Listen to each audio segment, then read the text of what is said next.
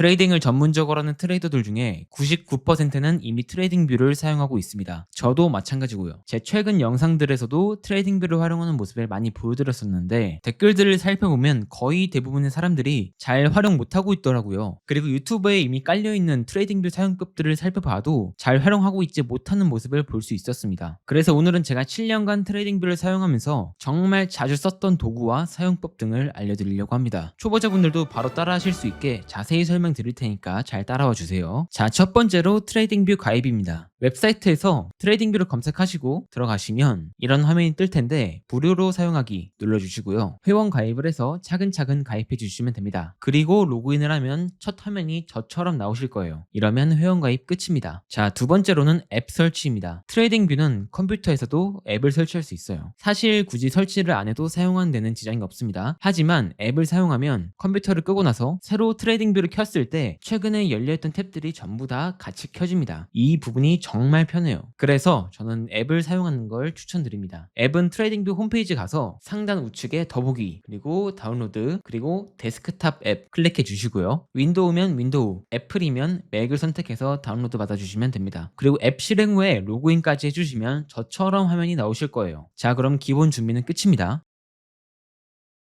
우선 슈퍼차트에 새 레이아웃 만들기, 이거를 클릭해 줍니다. 그러면 이렇게 차트가 나오는데 이제부터 본격적으로 차트 세팅을 해볼 거예요. 우선 차트에 대고 마우스 우클릭을 해줍니다. 그리고 맨 밑에 설정에 들어가 줍니다. 그러면 이렇게 크게 7개의 설정으로 나뉘어진 모습을 볼 수 있습니다. 하나씩 설명해 드릴게요. 자, 첫 번째로 심볼은 캔들의 색깔을 결정할 수 있는 곳입니다. 바디는 말 그대로 캔들의 몸통, 경계선은 몸통을 감싸는 선, 윅은 꼬리를 말합니다. 취향껏 해주시면 되지만 캔들은 정말 가독성이 좋아야 돼요. 저는 흰 바탕을 쓰고 있기 때문에 경계선과 윅은 검정색, 그리고 바디는 기본 설정으로 사용하고 있습니다. 다음은 스테이터스 라인입니다. 차트를 보시면 왼쪽 위에 조그맣게 글씨가 써져 있죠. 이 공간을 제어하는 곳이라고 보시면 됩니다. 전부 다 켜두면 이렇게 길게 형성이 되는데 저는 이게 거슬리기 때문에 메뉴의 로고와 타이틀만 설정해 둡니다. 나머지는 다 꺼두는 편이에요. 그 밑에 차트 밸류, 그리고 바 체인지 밸류까지는 가끔씩 켜두고 보긴 합니다. 그리고 이 밑에 지표, 이 부분은 말 그대로 지표에 대한 설명이 나오냐 안 나오냐를 결정하는 곳입니다. 저는 그냥 기본으로 해두고 있습니다. 다음은 스케일 및 라인입니다. 여기서는 딱히 건드릴 건 없습니다. 굳이 건드리자면 이 심볼 부분에서 원래는 전부 다 이름, 값, 라인이 켜져 있겠지만 저는 이 이름 부분이 거슬리기 때문에 이름은 꺼두고 값이랑 라인만 두고 봅니다. 그 다음은 가장 중요한 캔버스 부분입니다. 캔들을 제외한 차트의 대부분을 커스텀하는 공간입니다. 배경은 말 그대로 차트의 배경을 뜻하고 솔리드는 하나의 색, 그레디언트는 두 가지의 색으로 이렇게 그라데이션을 넣는 걸 뜻합니다. 물론 취향 차이겠지만 저는 솔리드라는 게 가독성 측면에선 좋다고 봅니다. 그래서 저도 솔리드를 사용하고 배경색은 살짝 어두운 하얀색을 사용합니다. 색깔 눌러서 밑에 플러스 부분을 누르시면 색을 커스텀할 수 있는데 저는 여기서 F1, F1, F1을 사용합니다. 그 밑에 그리드 라인은 차트의 그물망 같이 이런 선을 표기하는 걸 뜻하는데 필요하시다면 사용하셔도 되지만 저는 가독성 때문에 사용하진 않습니다. 둘 다 아님으로 해두면 깨끗하게 다 사라집니다. 그 밑에 페인 나누개는 하단에 있는 지표와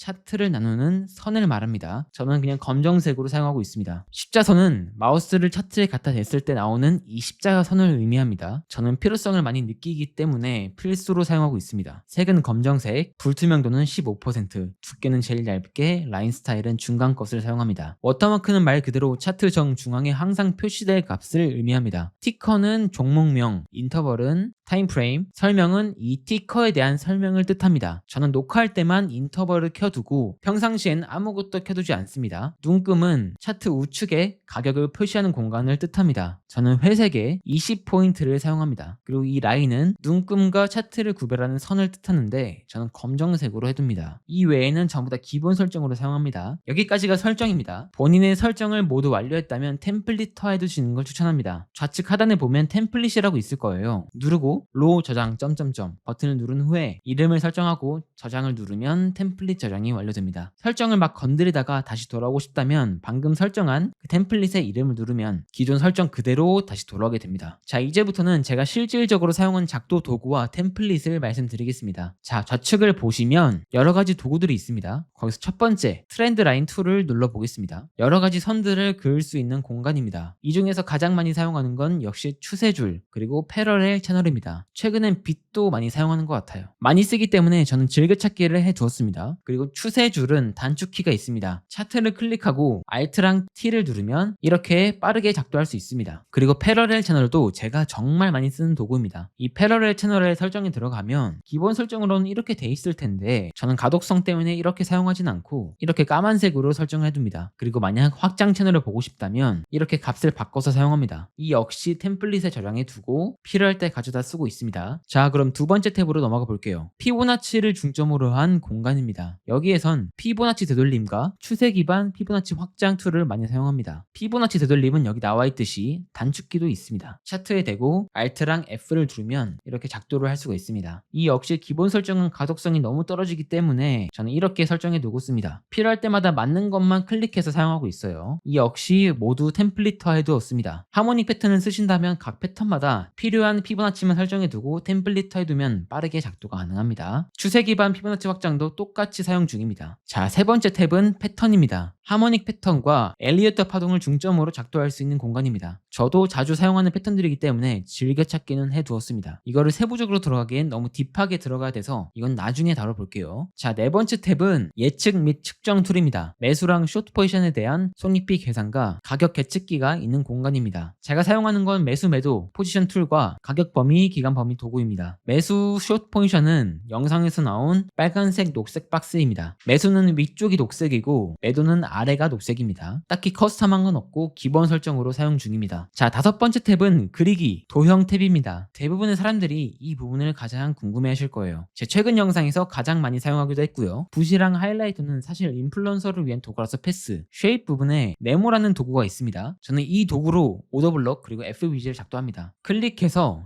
차트에 작도하면 이런 식으로 못생긴 네모가 나올 거예요. 이제 이거를 저는 커스텀에서 템플릿 하는 걸 보여드릴게요. 이거를 더블 클릭해서 설정에 들어간 다음 확장은 익스텐드 라이트, 경계는 검정색에 불투명도 100, 두께는 제일 얇게, 가운데 줄은 필요 없고 배경은 빨간색에 불투명도 35, 그리고 문자로 넘어가서 색깔은 검정색으로 해주고 텍스트에 오더블럭이라고 적고 포인트는 14, 그리고 볼드체와 이탈릭체 모두 선택하고 얼라인은 내부, 그리고 오른쪽 이걸 설정해서 확인을 눌러주시면 이렇게 빨간색 박스가 나옵니다. 이제 이거를 설정 들어가서 템플릿을 눌러서 모모로 저장 누른 다음에 이름을 설정하고 저장을 누르면 끝입니다. 이러면 저항 오더블럭 박스가 나와요. 이제 이거를 오더블럭 구간에 컨트롤을 눌러서 자석을 설정한 다음에 작도를 해줍니다. 그러면 이렇게 예쁘게 핸들 하나에 작도가 가능합니다. 꼭 단축키 컨트롤을 누르면서 작도를 해야 자석처럼 이렇게 딱 붙어서 작도가 됩니다. 꼭 이렇게 작도를 하셔야 돼요. 그래서 이거는 저항 오더블럭이고 이제 이거를 녹색으로만 바꾸면 GG 오더블럭이 됩니다. 이것도 템플릿 해두시면 되겠습니다. FBG도 똑같아요. 이것도 검은색으로 해주고 문자만 FBG로 바꾼 다음에 템플릿으로 저장해 두시면 됩니다. 여기까지가 제가 실질적으로 트레이딩을 할 때 사용하는 도구와 커스텀이었습니다. 생각보다 어렵진 않아요. 트레이딩을 할 때 작도를 빨리빨리 할 수 있어야 순간적인 판단이 가능하기 때문에 전부 다 템플릿으로 저장해 두시고 빠르게 작도해 보시길 바랍니다. 이제 다음은 지표로 넘어가 볼 건데요. 제가 사용하는 지표는 거래량, 그리고 단순 이동 평균, 그리고 지수 이동 평균, 다음은 볼린저 밴드입니다. 사실 얘네들은 커스텀을 크게 하진 않았어요. 볼린저 밴드는 완전 기본 설정이고 이평선들은 저는 202평만 쓰기 때문에 길이만 바꿔주고 색깔만 살짝씩 다르게 해줬습니다. 저는 핑크색하고 파란색을 많이 써요. RSI도 완전 기본 설정인데 RSI 베이스 MA만 꺼줍니다. 그리고 거래량을 키면 이렇게 차트랑 섞이게 나와요. 이것만 우클릭해서 옮기기 아래쪽 세페인을 눌러줘서 차트랑 분리시켜줬습니다. 이래야 저는 가독성이 좀 좋더라고요. 이 외에는 따로 사용하진 않았습니다. 그리고 RSI, 볼린저 밴드, 이평선을 켜놨다고 하더라도 매매를 할 때는 지표들에 매몰되진 않습니다. 여전히 캔들과 패턴이 더 중요하다고 생각합니다. 자, 여기까지가 제가 트레이딩뷰에서 사용하는 중요 설정들이었습니다. 사실 그 외에도 오브젝트 트리, 얼러트 등등 몇 가지 기능들을 더 사용하긴 하지만 이런 부분들은 트레이딩에 크게 영향이 미치진 않더라고요. 얼러트는 코인나우라는 어플을 더 애용하는 편입니다. 이렇게 트레이딩뷰는 트레이더와 뗄래야 뗄 수가 없는 정말 중요한 지표입니다. 처음에 사용하면 어색할 수는 있지만 적응하면 이보다 더 편한 도구가 없을 만큼 정말 중요하니까 꼭 적응하시고 친해지시길 바랍니다. 그럼 오늘 영상은 여기까지 할게요. 빠진 부분이 있거나 궁금한 점은 댓글 남겨주시거나 제가 라이브 할 때 질문 주시면 최대한 답변 드리겠습니다. 그럼 구독 한 번씩만 눌러주시고 다음 영상에서 뵙겠습니다. 감사합니다.